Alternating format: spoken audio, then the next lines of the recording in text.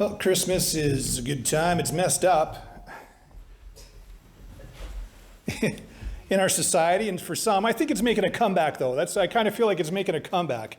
Christmas has been messed up, been abused by the capitalists, derided by intellectuals, traditionalized by the church, marginalized in our time, but I think it's making a comeback. Because you can't put God down. You can't keep Jesus down. Every time it looks like it's dark, God just makes a way, and there's a new coming of a revival, moving of God. Even the most devout can lose a sense of wonder. But I want to visit one of the Christmas characters tonight. The three wise dudes, there's more than three, but the wise dudes on the camels got to be my favorite side characters in the Christmas story. And I'm so sure it didn't happen this way, but in my mind, they're sauntering along across the sands in the cool of the night. That's what all the Christmas cards show, right? That looks like fun. I'm sure it wasn't like that. I don't care if it's completely wrong, and they're probably sweating buckets under the blistering sun. In my mind, they're forever just taking it easy. It's a blue sky. It's a wonderful night. It's fun times. That's how it went down in my imagination. And in my imagination, too, they're jamming with the camels around the Christmas fire at night, like the Claymation Christmas special shows it. The wise men remind me that Christmas is a time of investigation, anticipation, celebration. Even that this very night for us is a moment of anticipation that gives way to celebration in the morning, right? There's anticipation, and in the morning it's like, woo, it's here. And it's a message repeated through all kinds of stories and tales. Hope is fulfilled with the coming of the dawn. The night is dark, the sun shines, rises in the morning. Hope arrives. And for us, someday we're going to wake up to a brand new reality. And we're going to see Jesus, and it's going to be like hope fulfilled. All of our dreams come true. And Christmas is kind of a little taste of that. Because Christmas without Christ, it's okay. It can be okay, or it can be a waste of time. But with Jesus, it's a time of anticipation, investigation, celebration. Really, someone asks? How so? How is Christmas a time of anticipation, investigation, and celebration? Well, I'm glad you asked, friend. Let me tell you all about it. There's obviously the anticipation of gifts given, received. A very honest and transparent young boy wrote to Santa Claus and said, "Dear Santa, there are 3 little boys who live at our house. There's Jeffrey, he's 2. David is 4. Norman, he's 7. Jeffrey is good some of the time. David is good some of the time. Norman is good all of the time." Guess who wrote the letter? I'm Norman. For most children, Christmas is a time of excitement, anticipation. A couple of thousand years ago, the saints were also anticipating something.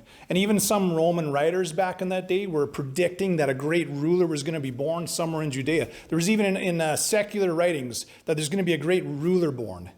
The saints were longing, praying. But one group of men found something tantalizing in the appearance of a star. They were looking up, doing their nightly journaling.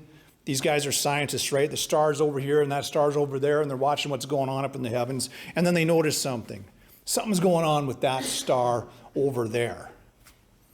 And Rick Larson describes the extensive symbolism that the wise men witnessed in the video of the Star of Bethlehem. I'm not going to expand on that there. Suffice to say, they saw something there that lined up with the scripture. Numbers 24:17. "I see him, but not now. I behold him, but not near. A star shall come out of Jacob, a scepter shall rise out of Israel." And so these scientists, the wise men we call them, figured out God's message, and a sense of excitement filled their spirits. God's king is about to be born. And it's said that these scholars were probably descendants of Jewish origin, or were perhaps taught in a school founded by a Jewish scholar. And so they knew some of the scriptures. So they saddled up their camels and they made the journey west towards the star, hoping to meet the King of Kings. And Christmas can be a time of stress, hurry, worry. It can be a time of hustle, bustle. Prevents us from looking up and seeing that God is saying something to us. If we would look up, like that star was there for anybody to see, but not everybody saw it. These guys did because they were looking up. There's far greater things going on in the world than what we can see just looking straight ahead or even looking down. The King of Kings, the Lord of Lords, is doing stuff. And he's saying stuff. And he's talking to us if we pay attention. Christmas is a reminder that you and I should still expect God to do wonderful things.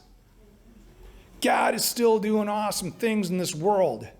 And he's still calling out for wise men, women, and boys and girls to look up and believe that he's about to do something amazing. See, one year I heard my dad ask Mom what she wanted for Christmas. And Mom replied, "Oh, just surprise me." And on Christmas morning, we were confused. We got up early to check out our stockings, everything. Dad was hiding behind the Christmas tree.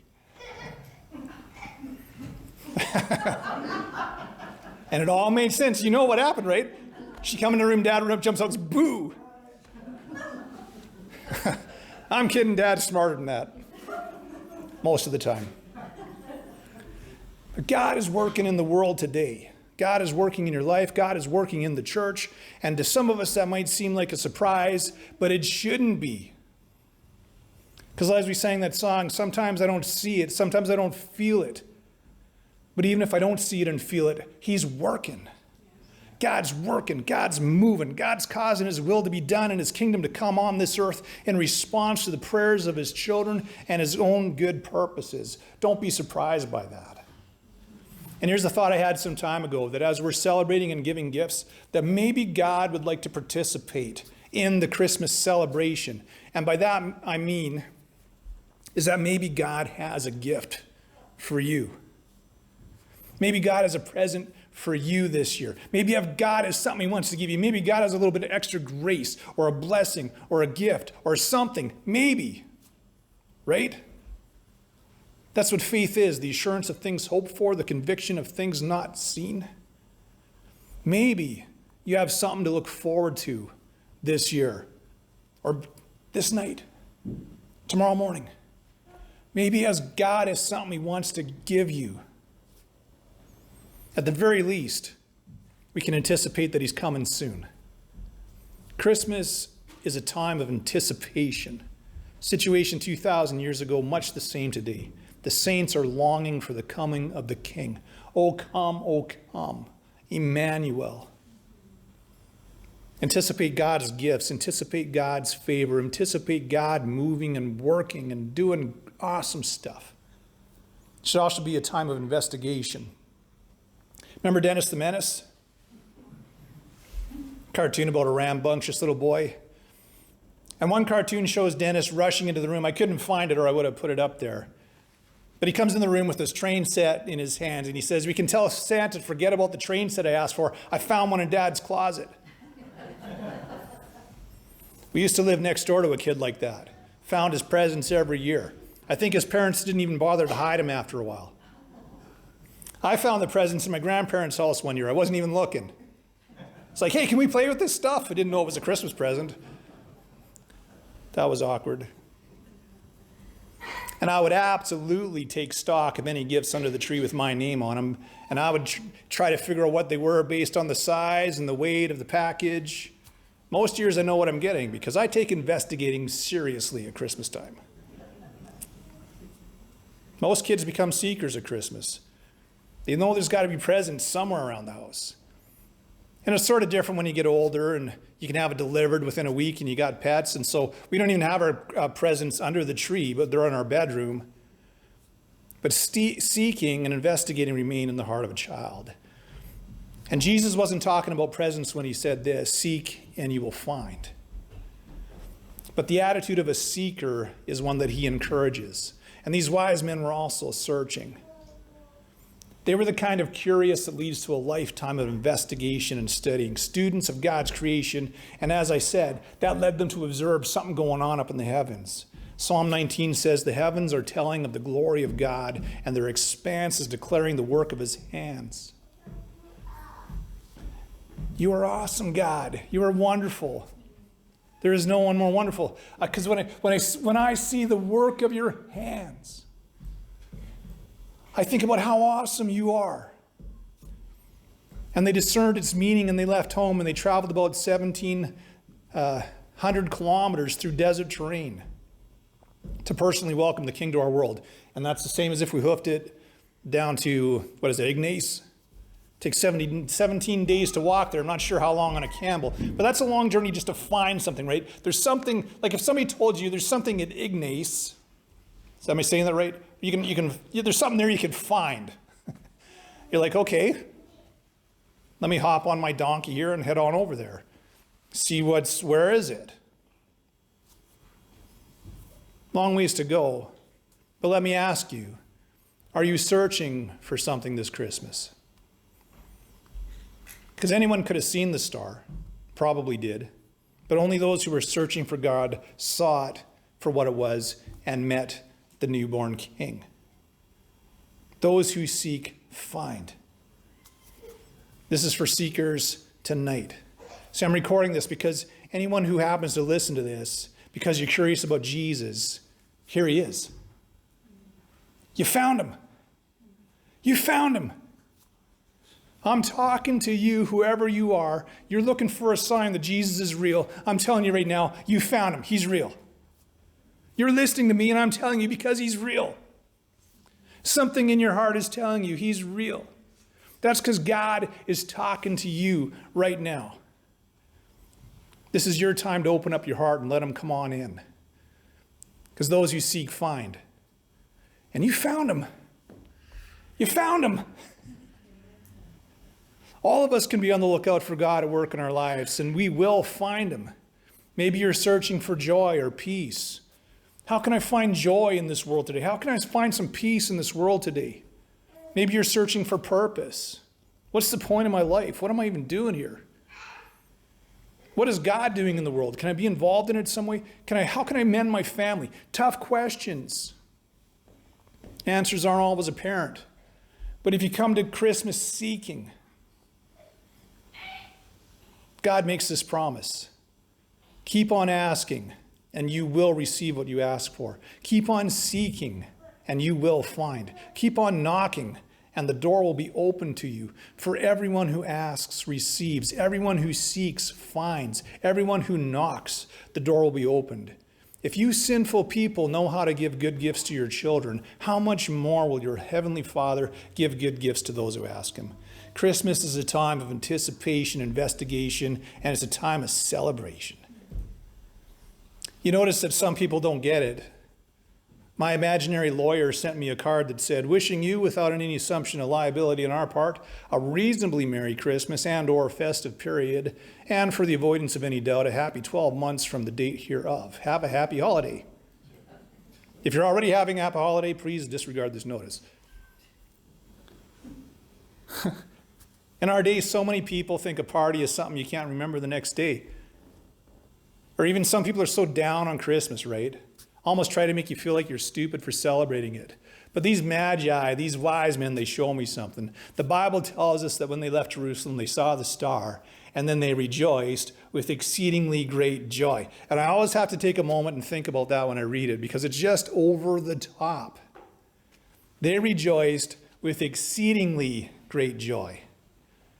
My cool dudes sauntering along in the cool of the night on their well-groomed and well-behaved camels that smelled great, I'm sure. That's what I imagine. They're just going along, and then they lose it. I imagine them jumping off the camels, and they're slapping each other in the back, and they're doing a hoppity dance in the sand. One guy's dancing on the camel's hump. They're shouting, they're clapping each other on the back. We're almost there. He's right around the corner. Because they did what Bono was never able to do, so far as I know. They found what they were looking for.